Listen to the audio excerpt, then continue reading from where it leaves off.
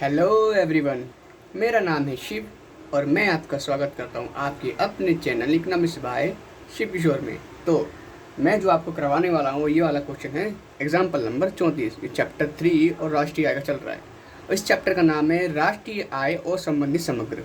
ये page number 3.35 पर है, यानी 3.35। तो ठीक है, तो यहाँ पर मैंने एक क्वेश्चन किया है एग्जाम्पल 34वां। मैं आपको बता दूँ इस क्वेश्चन के अंदर इसमें दो तरीके निकाले हैं। पहला तरीका जो मैं सॉल्व करता था क्वेश्चन या फॉर्मूले बनाने के लिए, तो मैंने काफ़ी मेहनत करी, उसमें एक बेकार तरीका निकल के आया, तो वो मैं करवाने वाला हूँ। उसको आप देखना या देखना वो आपके ऊपर है, ठीक है। लेकिन जो उसके बाद जो तरीका होगा वो वाला तरीका बिल्कुल भी मैच करता आपकी किताब में से, ठीक है, और वो मिल जाएगा आपको। तो स्टार्ट करते हैं बेकार तरीके से। तो सबसे पहले हमें देखो क्वेश्चन नंबर 34 दे रखा है, इसके अंदर दे रखा है बाजार कीमत पर सकल घरेलू उत्पाद निकालना है, यानी जीडीपी एट एमपी हमें निकालना है। सबसे पहले हम निकालते हैं घरेलू आय, इसे हम बोलते हैं एनडीपी एट एफसी। ये हमें निकालते हैं। और देखिए घरेलू आय निकालने के लिए, अब देखो घरेलू आय दे रखी है, इसके अंदर नहीं दे रखी है, ठीक है। और जीडीपी एट एमपी दे रखा है, नहीं दे रखा है। लेकिन अगर हमें घरेलू आय निकालनी है एनडीपी एट एफसी, और जो हमें निकालना है उसको भी लिख लेते हैं। अब बोलोगे भाई ये क्या दिमाग ख़राब है, कभी कभार करना पड़ता है, लेकिन ये बेकार तरीका मैंने कैसे किया वो बता देता हूँ। उसके बाद क्या है, इसमें मैंने फॉर्मूला पुट कर दिया ये वाला, एन और जी और डी और डी, पी और पी। देखो एन और जी क्या आएगा, एन और जी माइनस का डेप आ गया। उसके बाद क्या है, डी डी तो सेम है, एफ सी और एम पी, तो माइनस का आएगा नेट। यहाँ देखिए ये तो जीरो है हमारे पास, क्योंकि निकालना हमें वही है। उसके बाद क्या है, डेप आ जाएगा हमारे पास। डेप कितना है, फिर माइनस एन आई टी। अब देखिए जीरो माइनस डेप्रिशन कितना हमारे पास 8062, और एन आई टी कितना देखिए 16045 माइनस 26, सॉरी ये प्लस हो गया 2656 माइनस 2822। अब जरा ध्यान दीजिएगा, यहाँ पर ये है अप्रत्यक्ष कर और ये है आर्थिक सहायता, ध्यान रखना इन दोनों को। और यहीं पर ही क्या है, देखो परिवार द्वारा भुगतान किया गया प्रत्यक्ष कर, ये 26 है, इसमें ऐड कर दिया हमने। प्रत्यक्ष तो प्रत्यक्ष कर ही होता है, और अप्रत्यक्ष कर क्या है, इसमें 16 है, तो इसमें क्या है, ये रहा हमारा 16 है। उसके बाद क्या है हमारे पास आर्थिक सहायता, 2822 है, तो हमने इनको कर दिया। उसके बाद जो हमारा आंसर आता है वो आता है माइनस सी माइनस, और ये हमारा आएगा माइनस 24,641। ये हमारी क्या निकल के आ गई, घरेलू आय, ठीक है। ये तरीका निकल कर आ गया आपके। दूसरा क्या हमें निकालना है, निजी क्षेत्र को प्राप्त आय। अब देखिए N D P at F C, फिर माइनस संपत्ति वे उद्यम वृत्ति से सरकार को आय।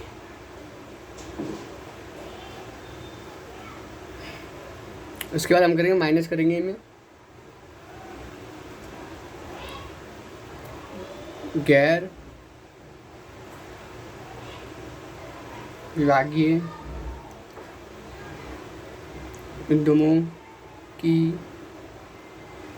बचतें, इसको हम ब्रैकेट कर लेते हैं।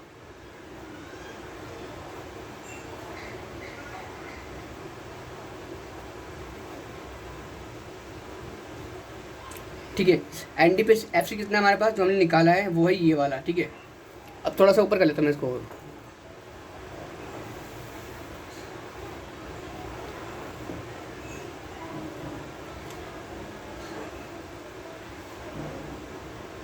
देखिए कितना है, माइनस 24,641 माइनस, अब यहाँ पर क्या है, सरकारी संपत्ति उद्यमपति से आय 2245 है, और इसके बाद क्या है, गैर विभागीय, कहाँ पर है गैर विभागीय उद्यम बचते, 184।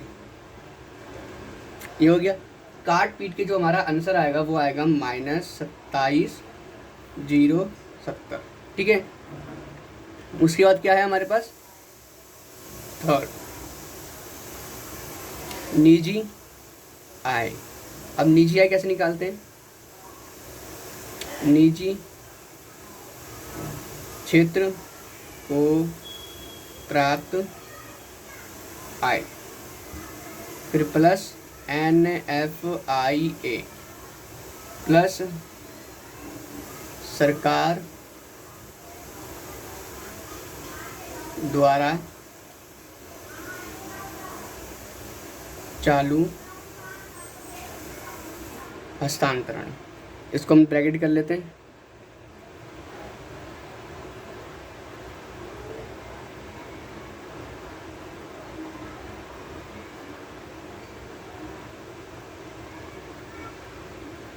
सरकार द्वारा चालू हस्तांतरण, फिर उसके बाद क्या है, प्लस राष्ट्रीय ऋण पर ब्याज,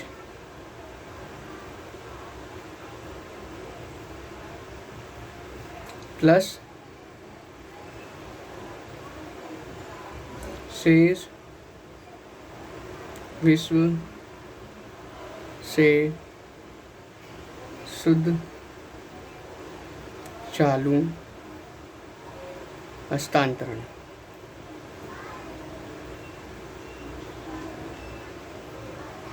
ये निकल कर आ गया। ठीक है, अब क्या है इनमें, क्या कहते हैं, देखो हमारे पास निजी क्षेत्र को प्राप्त आय कितनी है, -27,070 प्लस कर देंगे 330 जो हमारा NFI है, यहाँ पर लिखा होगा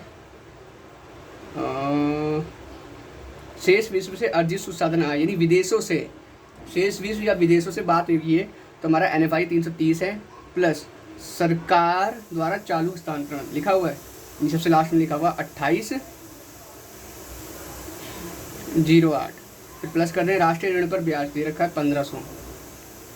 ठीक है, उसके बाद दे रखा है हमें शेष विश्व से चालू हस्तांतरण, शेष विश्व से चालू हस्तांतरण देगा 20,64।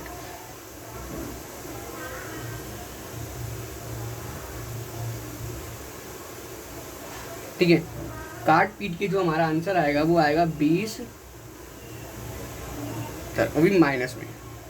ठीक है, ये हमारा हो गया। अब थोड़ा आगे क्वेश्चन करता हूँ अगले पेज पे। देखिए चौथा है हमारे पास व्यक्तिगत आय। अब देखो निजी आय, व्यक्तिगत निकल निजी आय माइनस निगम कर, और ये प्रतिधारित आय।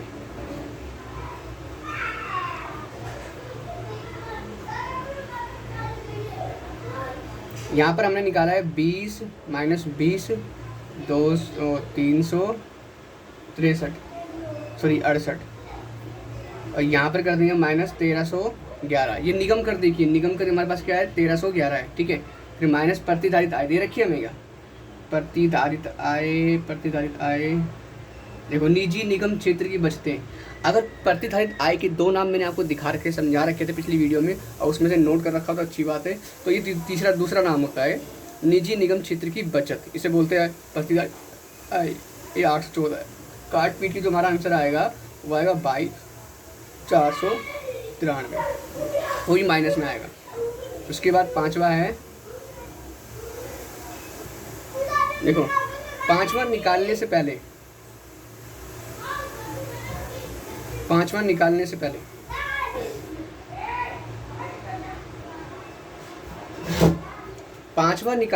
हमें क्या करना है, ये आपको नोट्स लगाता हूँ कि अगर आपको सीधी सीढ़ियाँ चढ़ रही हैं तो आपके नोट्स लिखना पड़ेगा, वो है इम्पोर्टेंट नोट्स। देखिए पांचवा करने से पहले नोट्स कन्वर्ट कराता हूँ, इम्पोर्टेंट नोट्स विद लॉजिक। मेरा पेन खत्म हो गया। देखिए इंपॉर्टेंट नोट्स विद लॉजिक। यहाँ पर लॉजिक ये कहता है कि अगर आप जाएं, देखो जब घरेलू आय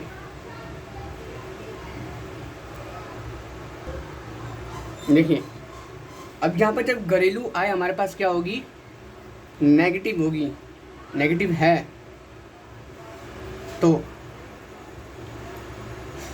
जो हमारी निजी आय होगी वो भी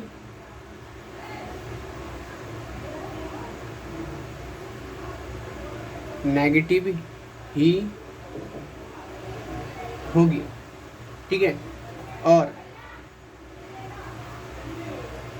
व्यक्तिगत आय भी क्या होगी हमारी,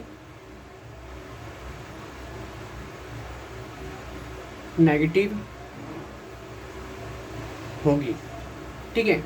तो इसी प्रकार से व्यक्तिगत प्रोज्य आय में व्यक्तिगत,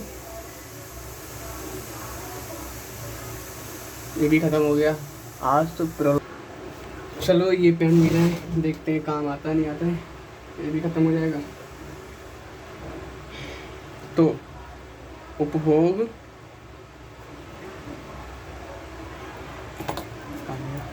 उपभोग व्यय भी नेगेटिव होगा और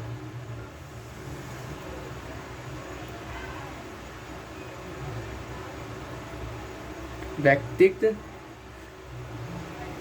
बचतें भी नेगेटिव ही होगी। ये हमारा लॉजिक है, सिंपल सी बात है कि अगर आप निकालते हो इस तरीके से,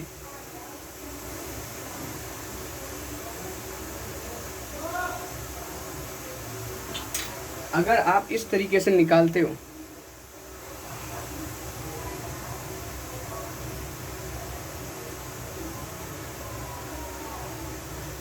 तो आपको ये बात लिखनी पड़ेगी क्योंकि आप रिलेट कर रहे हो इसको रियल लाइफ से।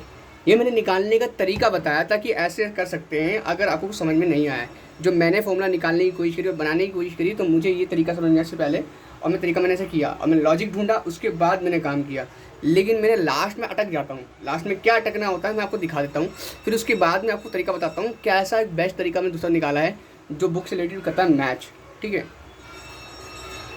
पांचवा है क्या, अब करते हैं पांचवा, व्यक्तिगत प्रोज्य आय। इसका दो फॉर्मूले व्यक्तिगत प्रोज्य आय की, जरा देखिए मैंने यहाँ पर लिखा हुआ है। एक होता है व्यक्तिगत प्रोज्य आय का सूत्र, देखिए व्यक्तिगत प्रोज्य आय, व्यक्तिगत आय, व्यक्तिगत कर और सरकार वित्त प्राप्ति। अगर ये तीनों चीज़ नहीं दे रखी है तो आपको ये दो चीज़ दे रखी होगी, व्यक्तिगत उपभोग व्यय और व्यक्तिगत बचतें। और वही उसी के बारे में यहाँ पर लिखा है कि व्यक्तिगत प्रोज्य आय में व्यक्तिगत उपभोग व्यय भी नेगेटिव होगा और व्यक्तिगत बचतें भी नेगेटिव होगी, भले ही आपने से पॉजिटिव ले रखा होगा।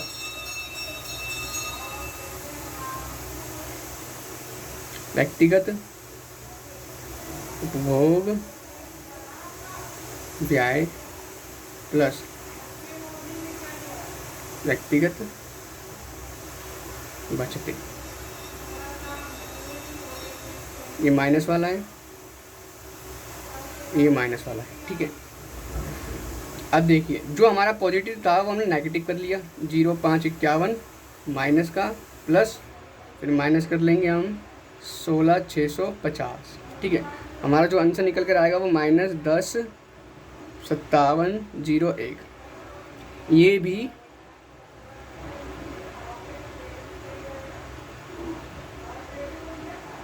नेगेटिव है, ठीक है। ये समझ में आया आपके? अभी खेला ख़त्म नहीं हुआ है, ये तरीका थोड़ा सा गलत जरूर है, मैं आपको सिखा रहा हूँ कि अगर आप सीधी सीढ़ी चढ़ रहे हो तो आपको लॉजिक लिखना पड़ेगा, क्योंकि अगर आप गलत तरीके से भी कर देते कई कभार के सही तरीका नहीं आता समझ में, तो जैसे आप तरीका रट लेते हो इस तरीके से जो बाकी सारे क्वेश्चन हैं, तब आपको इसमें नंबर कुछ ना कुछ मिल ही जाएंगे। बस खाली नहीं छोड़ना है क्वेश्चन पेपर, इसलिए मैं आपको ये करवा रहा हूँ, क्योंकि ज़्यादातर क्वेश्चन इसी तरीके से हो रहे हैं और जो दूसरा तरीका है उसमें कम से कम 7-8 क्वेश्चन ही हो पाएंगे। तो आपको प्रैक्टिस करने के लिए इस तरह के लॉजिक के काम करेंगे। यहाँ पर नेगेटिव और पॉजिटिव का ही रोल चल रहा है। देखिए, व्यक्तिगत, अब छठा व्यक्तिगत प्रोजेक्ट आए, ठीक है। अब इसमें क्या है, व्यक्तिगत आय निकालेंगे तो हमें क्या मिलेगा, GDP@MP, ठीक है। अब देखिए ये हो गया पहला, आपको दिख रहा होगा इसके अंदर, ठीक है। हमें क्या निकालना था, GDP@MP ही निकालना था, और GDP/MP निकलेगा इन दोनों को ऐड करने पे, लेकिन माइनस माइनस में तो है, ठीक है, सिंपल सी बात है। तो हमारे पास क्या है, -10,5701 प्लस कर देंगे, फिर माइनस का है 22,493। इन दोनों का जब माइनस माइनस को ऐड करेंगे तो हमारे पास क्या निकल कर आएगा, माइनस का 128,194। ये हमारा आंसर बिल्कुल मैच कर जाता है इस वाले, ये हमारा आंसर हो गया, ठीक है। अब जरा ध्यान दीजिएगा, ये आ रहा माइनस में, क्योंकि सारी चीज़ संख्या माइनस में ही आ रही, तो ये माइनस में ही आएगा। तो आप कुछ भी कर लीजिए माइनस में ही चला जाएगा, फिर और ये दोनों माइनस में क्यों आया, इसका लॉजिक पूरा दे रखा है मैंने यहाँ पर। देखिए ये इंपॉर्टेंट नोट्स है इन दोनों के लॉजिक का, कि दिख रहा होगा आपको, इन दोनों के लॉजिक यानी व्यक्तिगत आय और इन दोनों के लॉजिक का क्या है, नोट्स दे दिया है। जो बेकार तरीका, इसका कोई काम नहीं है। इस क्वेश्चन के अंदर कैसे करते हो तो आधे मार्क्स नहीं मिलेंगे, शायद 10 में से होगा, 10 मार्क्स का होगा तो कम से कम 2 या 3 मार्क्स मिल जाएंगे। कुछ लिखा है बच्चे ने इस तरीके से, मोस्टली क्वेश्चन ये है। अब जो मैं करवाने वाला हूँ वो है आपका बेटर तरीका, वो ध्यान रखिए। उस तरीके से आप सारे क्वेश्चन सॉल्व करके इस टाइप के जो आपको आसानी से हो जाएंगे, ठीक है। इस वाले तरीकों को छोड़ दीजिएगा, बस समझने के लिए कि आपको फॉर्मूले याद दिलाने के लिए मैंने करवा दिया है और कुछ नहीं है, इसको करना नहीं है। अब जो होगा अब करेंगे, चलिए देखते हैं। देखिए, second and best way to solve example 34, ठीक है। इस पे ध्यान देते हैं, ये मेन वाला है। ये पेपर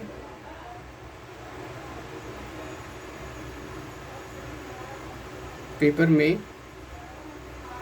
करना है,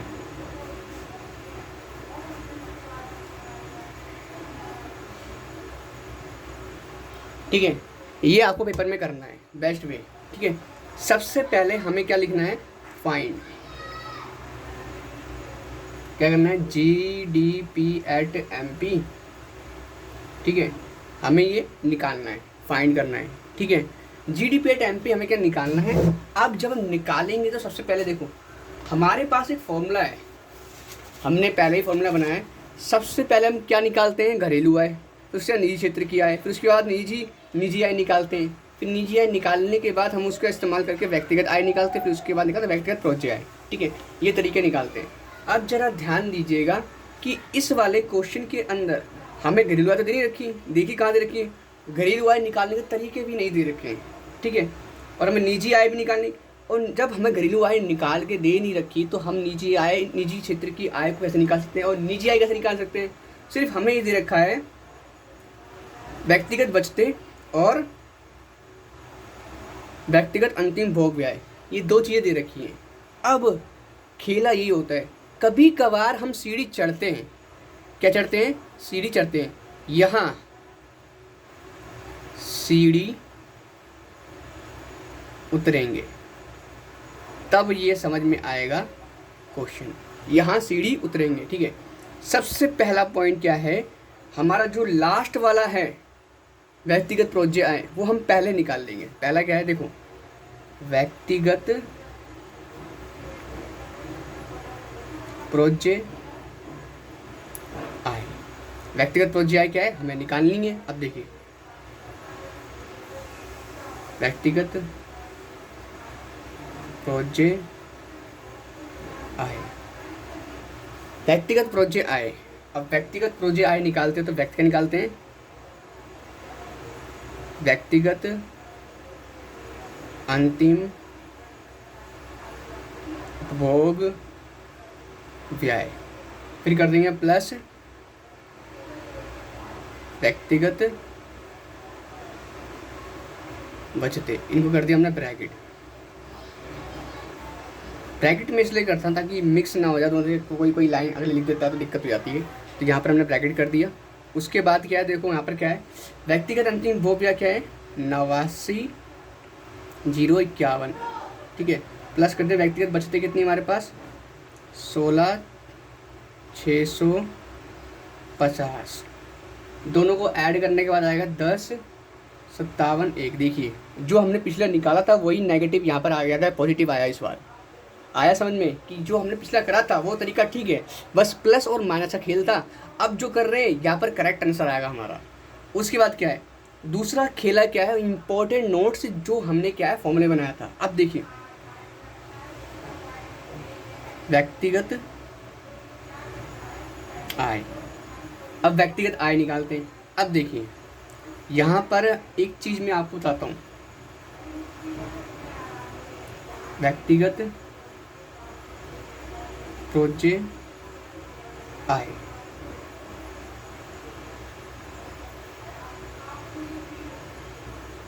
व्यक्तिगत कर,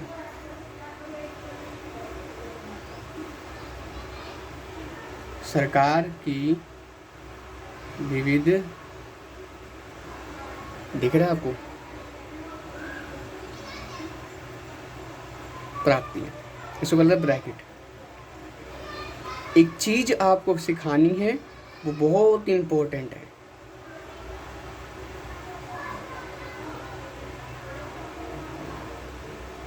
देखिए अब जरा ध्यान दीजिए,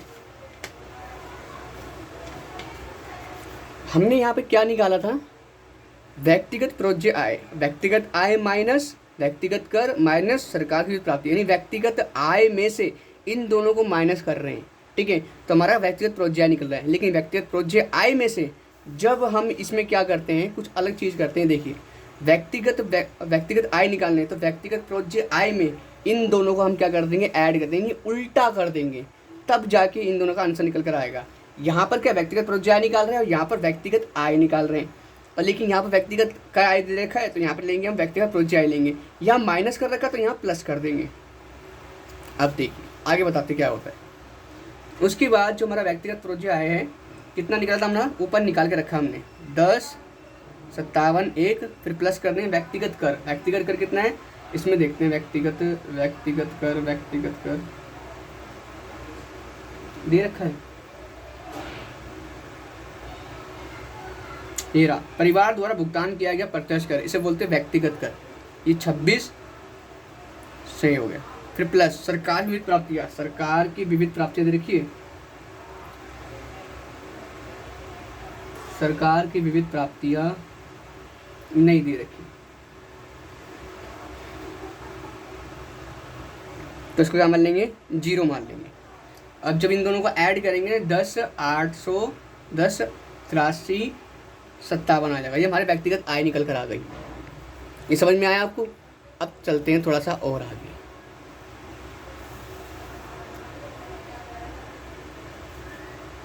ठीक है। तीसरा क्या है हमारे पास, अब हम निकालेंगे, देखो हमने व्यक्तिगत आय निकाल ली, अब निकालेंगे निजी आय। देखिए निजी आय, अब निजी आय निकालने के लिए क्या है, व्यक्तिगत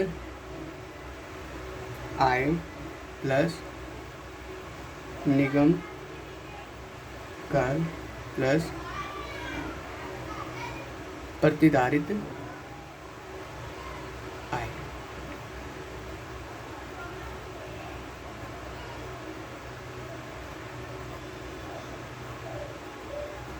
ठीक है, अब जरा देखते हैं निजी आय का फॉर्मूला। अब देखिए निजी आय में क्या निकालना था हमें, देखो व्यक्तिगत आय निकालते तो क्या करते हैं हम, व्यक्तिगत आय निकालेंगे तो क्या करेंगे, निजी आय से माइनस कर देंगे निगम का, फिर प्रतिधारित आय। हमने यहाँ पर क्या किया है, व्यक्तिगत आय को हमने पहले ले लिया, ठीक है, और निजी आय को बाद में ले लिया। तो इसमें क्या है, जो माइनस हुआ है वो यहाँ कर देंगे प्लस, दिखाई दे रहा है आपको, इन दोनों को हमने कर दिया प्लस। बस यही चीज़ है, जो ऊपर किया था वही नीचे हमने कर दिया। अब जरा इसको वैल्यू पुट कर देते हैं इसके अंदर। अब देखिए व्यक्तिगत आय कितनी है हमारे पास, 10, 83, 57 प्लस निगम कर कितना है, ये तो दे रखा है यहाँ पर क्वेश्चन के अंदर, इधर देखिए इस तरफ 13, 11 प्लस प्रतिधारित आय, निजी क्षेत्र निगम की बचत है, ये प्रतिधारित आय है, ठीक है। उसके बाद हम तीनों को ऐड कर देंगे तो क्या आएगा हमारे पास, 11,0482, ये हमारी निजी आय निकल कर आ गई, ठीक है। बाकी हम करते हैं नेक्स्ट पेज पे।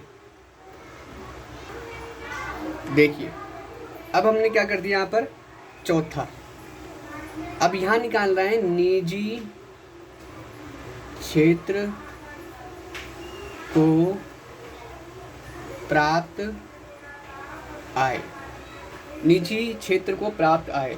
अब देखिए यहाँ पर एक चीज़ देखिए, हमने यहाँ पर निजी आय निकाली थी ना, अब यहाँ पर निजी क्षेत्र को प्राप्त आय, इसको हमने पहले लिख लिया, इसको हम बाद में लिखेंगे, और जो प्लस में है वो सारी कर देंगे माइनस कर देंगे, बस हमें वही करना है।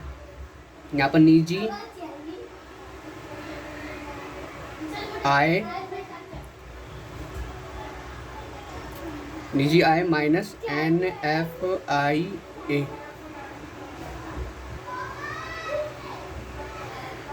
तो यहाँ पर क्या NFIA, फिर जो फॉर्मूले में आता है वो सरकार द्वारा चालू हस्तांतरण, ठीक है। एक ये हो गया, हम इसको ब्रैकेट कर देते हैं। अभी और दो बाकी है जो लिखने हैं, अगर आपको पता है तो आप इसे एक्स्ट्रा लिख सकते हो पहले से, ठीक है। उसके बाद क्या है, माइनस राष्ट्रीय ऋण पर ब्याज, राष्ट्रीय ऋण पर ब्याज माइनस शेष विश्व से शुद्ध चालू हस्तांतरण।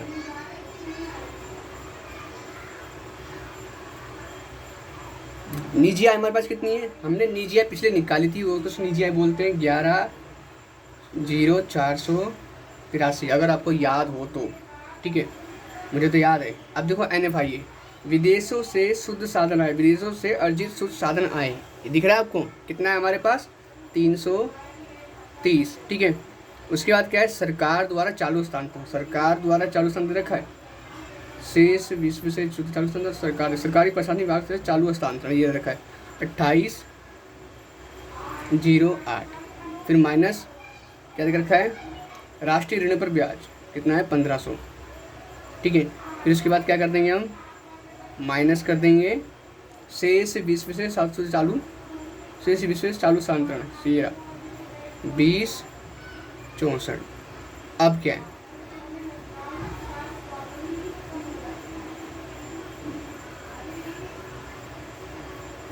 अब जब इसको माइनस कर देंगे तो हमारा आंसर आएगा 10, 37, 80, ये निकल कर आया है, ठीक है आंसर।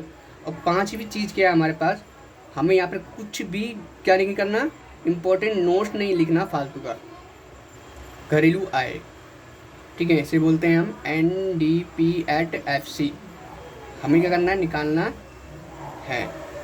अब फॉर्मूला दें घरेलू आय का, घरेलू आय, ये बहुत आसान होगा। अब यहाँ पर घरेलू आय का देखो, यहाँ पर एक चीज़ और, अब यहाँ पर घरेलू आय निकालने के लिए क्या निकालना है, देखो निजी क्षेत्र की आय, निजी क्षेत्र की आय तो हमने यहाँ निकाल ली, ठीक है, लेकिन यहाँ पर क्या है NDP@FC निकालना है, तो इसको हम पहले लिख लेंगे, इसको बाद में लिखेंगे, इसमें माइनस है ना, इन दोनों को प्लस कर देंगे, वही उल्टा करना है हमें। अब देखिए यहाँ पर क्या है, निजी क्षेत्र को प्राप्त आय, उसके बाद क्या करना है, माइनस है तो इसमें क्या कर देंगे हम, प्लस कर देंगे। तो इसमें क्या देखो, संपत्ति और उद्यम वृत्ति से सरकार प्रशासनिक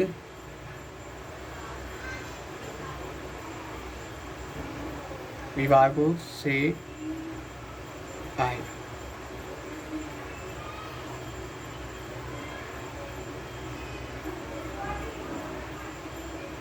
प्लस कर देंगे गैर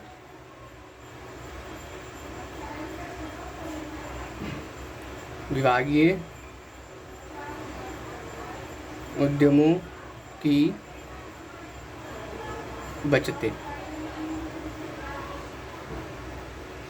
ठीक है, अब देखिए हमने क्या लिखा, निजी क्षेत्र की आय प्राप्त किया था, ये रहा निजी क्षेत्र की प्राप्त आय कितनी है, 10, 37, 80। संपत्ति व उद्यम वृत्ति से आय, संपत्ति व उद्यम वृत्ति से आय कितनी है, 22,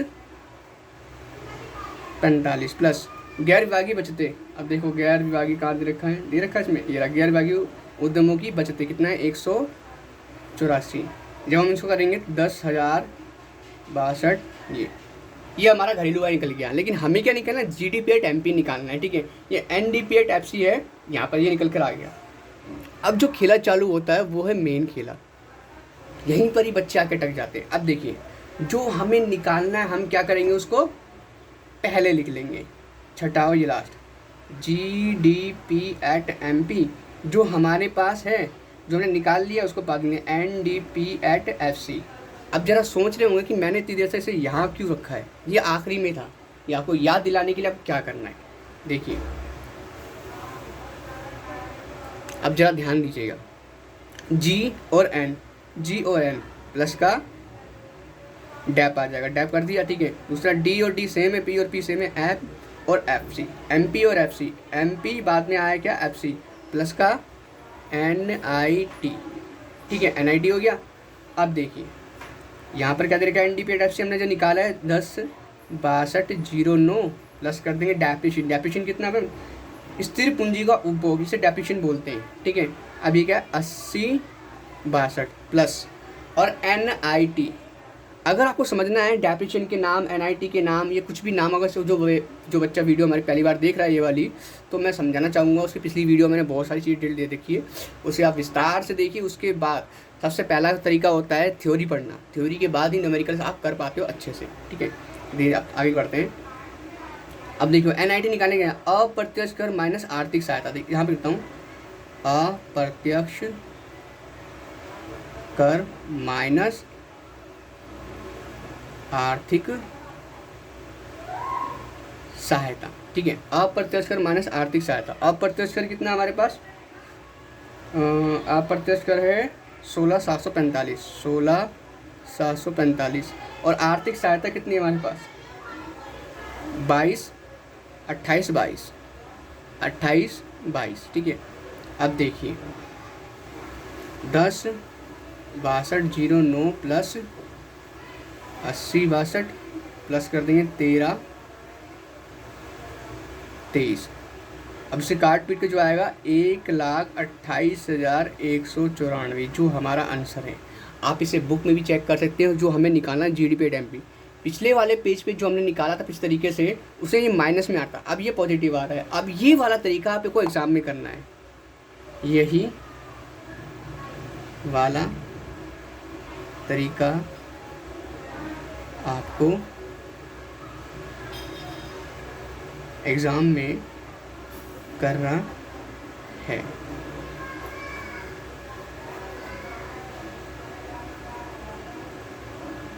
ओके, ठीक है, अब मैं आपसे विदा लेता हूँ और मिलता हूँ आपको नेक्स्ट क्वेश्चन में। ठीक है, नेक्स्ट वीडियो में होगी।